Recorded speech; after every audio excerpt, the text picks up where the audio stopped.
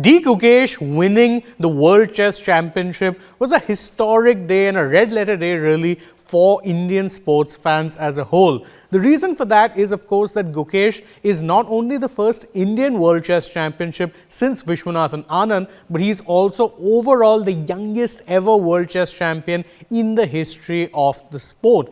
And to discuss this particular historic achievement as well as delve a little deeper into how exactly this momentous win came about, we have a special exclusive interview with none other than Viswanathan Anand himself. Thank you, sir, so much for joining us first and foremost on Republic SportFit.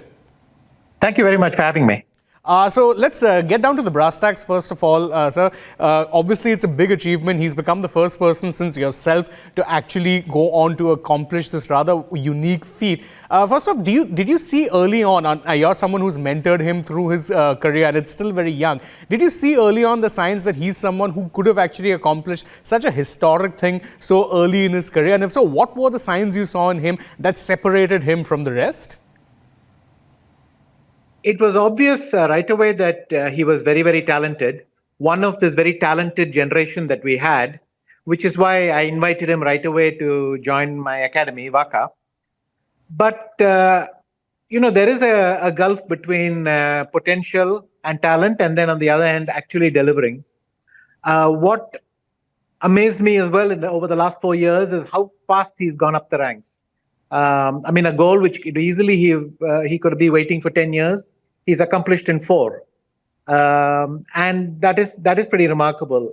I would say his main qualities are almost a fanatical dedication to chess. And recently, I've seen him grow as a person. He takes setbacks in the right stride and just stays focused on the next match. He's not easily affected by defeats. He perseveres. Just amazing, strengths that he shows. Absolutely. He's someone who does take, defeats in his stride and setbacks. And truth be told, if you go over the World Chess Championship, there were plenty of setbacks because there were a lot of draws at one point in time. And many felt that if it does go to a tiebreaker, it was going to be favoring Ding Liren because his record in rapid chess is far better than what, Gukesh had. Do you think that played a part in Gukesh actually looking to get the win as aggressively as he did, knowing full well that if it went to the tiebreaks, it was probably going to favor the Chinese athlete? No, not at all. This theory started that tie-breaks favor the Chinese athlete, but I see no evidence for it whatsoever. I think Gukesh's chances would have been at least equal. But he got an extra pawn, and if you have an extra pawn, you do go on. The point is, even if you don't believe you're going to win, you have to try because you have the ability to force your opponent to play an unpleasant position. And you'll get the psychological benefit of that the next day because your opponent has gone through one day pretty angry with himself and defending his bad position. That's probably the only explanation there is. I would be amazed if Gukesh thought he didn't have at least equal chances in a tiebreak. That's a fair enough assessment actually, but I think one of the reasons, and this is something that a lot of people mention, was that one key move that Ding Liren made when he was under time pressure. Now that is something that has been a bit of a consistent theme throughout this World Chess Championship. We've seen Ding waste a lot of time and then have to scramble and defend for draws. More often than not, he could do it, but this time the pressure got to him. Do you think it's a tactic that he should be revisiting given he has been criticized even by the likes of Magnus Carlsen for being a little too defensive and happy taking draws rather than being aggressive and going out for wins? That's actually stood out.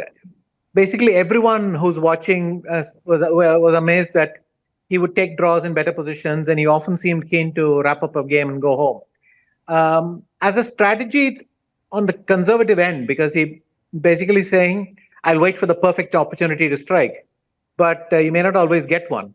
But his time pressure has been an issue. I think it betrays a lack of confidence. So, he takes a lot of time rechecking stuff, and as we saw, it turned out to be quite valuable in the end. This extra time where he would have benefited from had he not used up so much of it. Absolutely. The time thing was definitely something that favored Gukesh because he tended to be more attacking also. And do you think this is actually the way to go forward now? Because you see a lot of these, the younger generation, let's say, they are more interested in trying to make things happen rather than wait for things to happen. Ding was often criticized for trying to wait for things to happen. Gukesh was often very proactive. And even in a lot of the draws that took place, he was pushing for a result right till the very end until they reached a point where it's like, no, there's no result possible. And only then he'd be wanting to shake hands. Even in the last game, game 14, people were saying for an eternity that it would be a draw. But then Gukesh kept prodding, and eventually, when he had that opening, he made it stick.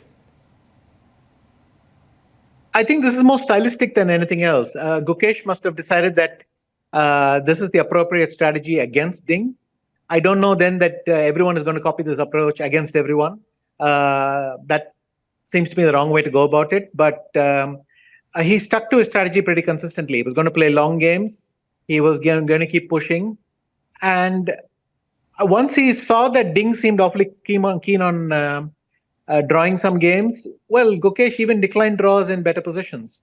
But I think it's just to provoke a mistake on the part of his opponent. And it took a long time, but in the end, he succeeded.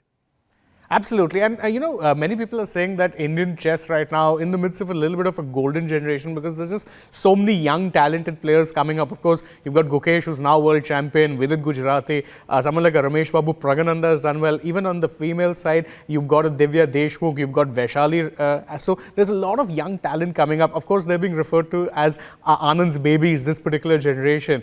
Can you share some insight as to what exactly it is that has led to such a surge of youngsters taking up the sport and now potentially popularizing it in a country that has over 1 billion people, which is always a bonus for any sport? I think to get such a golden generation, you need the stars have to align.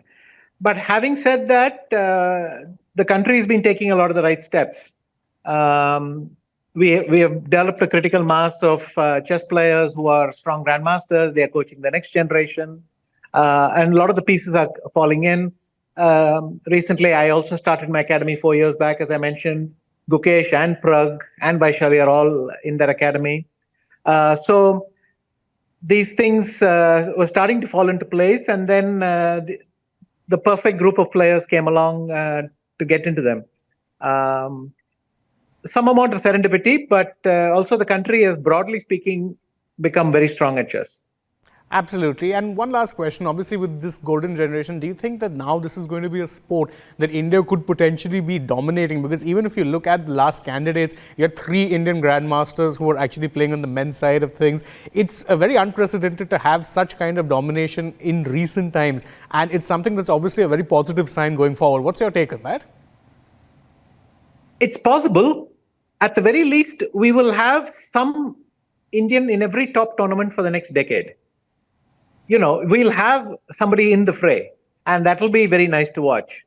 Whether we'll dominate the sport depends on a lot of factors. But it will give that appearance because 1, 2, maybe 3 Indians will be competing in all the best events and fighting for first place. And even the Olympiads, we should have a fairly good record over the next decade. So, yes, it's a fantastic time to be an Indian chess fan.